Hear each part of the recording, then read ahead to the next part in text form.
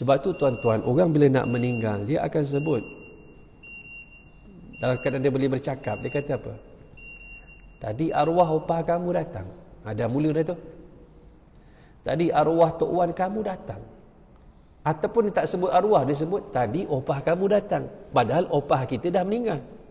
Dia mula sebut tu. Tu dah mula melarat tu.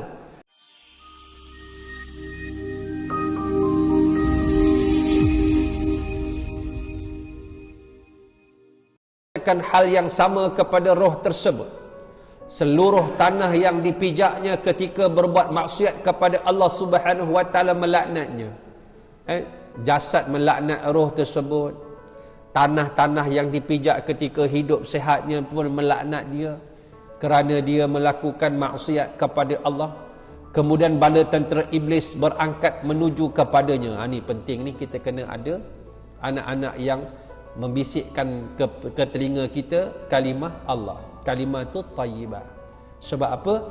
Iblis berangkat menuju kepadanya dengan tenteranya dan memberikan khabar gembira kepadanya bahawa mereka berhasil mencampakkan seorang dari anak cucu Adam ke dalam neraka.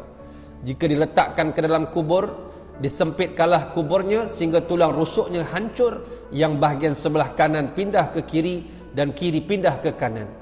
Kemudian Allah menghidupkan ular hitam. Bila mana iblis dan tenteranya datang, berjaya menyesatkan orang ini ketika di hujung daripada nyawanya. Iblis datang, tenteranya dengan tenteranya. Sebab apa, tuan-tuan? Iblis tahu, tuan-tuan, harta yang paling berharga bagi orang Islam ialah imannya. Sebab tu dia tak curi kereta, tuan-tuan. Dia tak curi harta geran tanah, tuan-tuan. Dia tak curi rumah, dia tak curi. Dia akan curi ialah imannya. Sehingga nak mati pun dia datang lagi, dia hasut rupa ayah dia, rupa mak dia, orang-orang yang dekat dengan dia. Bayangkanlah umur 90 tahun mati, datang mak dia yang 90 tahun tengok muka mak dia macam bayi yang merengek-rengek nak susu, mak. Kalau macam ni keadaannya, payah dia nak mengucap. Sebab iblis dah mari dengan rupa mak dia. Dalam keadaan dia ni melihat mak dia, dia nampak mak dia tak perhati orang kiri kanan dia mengajar, dia mengucap. Dia tak perhati dah. Dia disibukkan dengan rupa mak dia. Itulah iblis dan syaitan laknatullah. Bukan saja datang, wahai anakku, ini ibumu, ini perut yang mengandungkanmu 9 bulan. Jangan engkau mati atas Islam, matilah di atas kekufuran sebagaimana ibu mati dulu. Anak tercungak-cungak, tu yang dia menjerit. Orang nak meninggal sebut mak, ayah. Pada pandangan dia, mak ayah dia datang. Tetapi hakikatnya iblis dan kuncu-kuncunya menyerupai mak ayah dia. Sebab tu tuan-tuan, orang bila nak meninggal, dia akan sebut. Dalam keadaan dia boleh bercakap, dia kata apa? Tadi arwah opah kamu datang. Ada mula dah tu. Tadi arwah tok wan kamu datang. Ataupun dia tak sebut arwah, dia sebut tadi opah kamu datang. Padahal opah kita dah meninggal. Dia mula sebut tu. Tu dah mula melarat tu. Tadi tok wan kamu datang. Dia dah mula menyebut nama-nama orang yang dah mati. Orang yang disebut ialah ayah dia, mak dia. Dalam keadaan orang ini sangat berpengaruh dalam hidup dia. Macam kita kecil, kita melihat mak ayah kita ni orang yang boleh memberi perlindungan pada kita.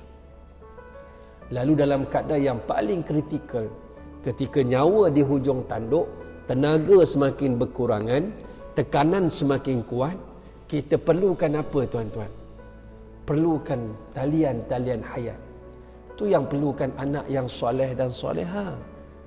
Nak suruh anak baca Yasin, nak suruh anak baca Alif Lam Mim Ra surah Ar-Ra'd, dia perlu ada anak yang boleh baca Quran. Surah Ar-Ra'd tu bukan senang, 43 ayat, panjang-panjang, 92 baris. Surah ke-13, juzuk ke-13. Dia 43 ayat tapi panjang-panjang. 1, 2, 6 muka surat, 2 baris. Semua sekali 92 baris. Satu muka surat 15 baris Quran.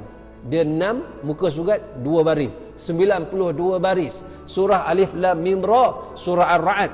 Surah ini digandingkan dengan surah Yasin apabila orang sedang nazak.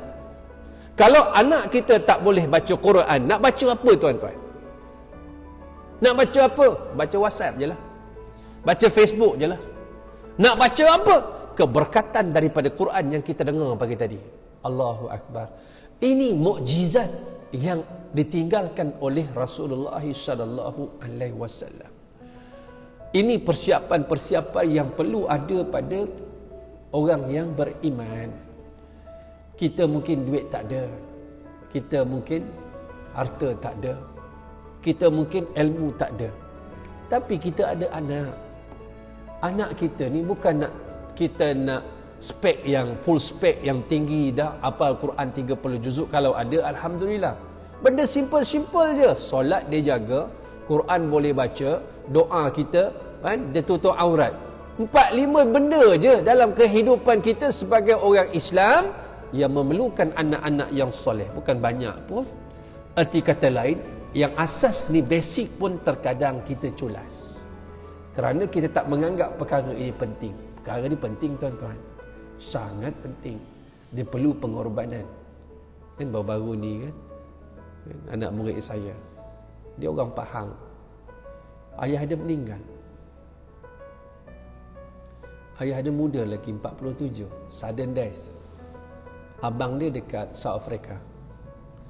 Adik dia ada kat sini. Dia sekolah dekat Muar, tempat saya, madrasah. Adik-beradik. Abang dia dah lama tak balik. Kemudian PKP tak boleh balik. Ayah meninggal.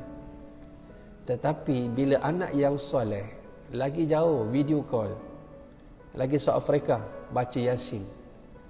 Allahu Akbar. Tuan-tuan, benda ni boleh jadi spontan ke? Masa dia hantar anak dia tu kecil je kat sekolah, jauh daripada Pahang.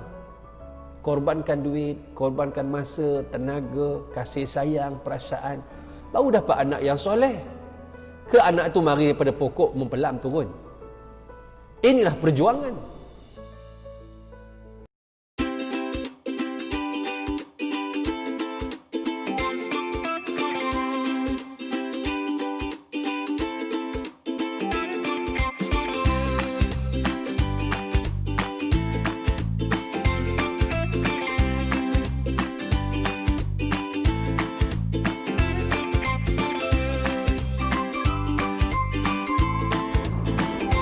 Bismillahirrahmanirrahim. Terima kasih kepada seluruh penyumbang yang menaja minuman Tanwir Koko ini kepada madrasah kami. Mudah-mudahan tuan-tuan dan puan-puan dirahmati oleh Allah SWT. Dan jangan lupa untuk membeli minuman ini dan sama-sama kita sebarkan kebaikannya.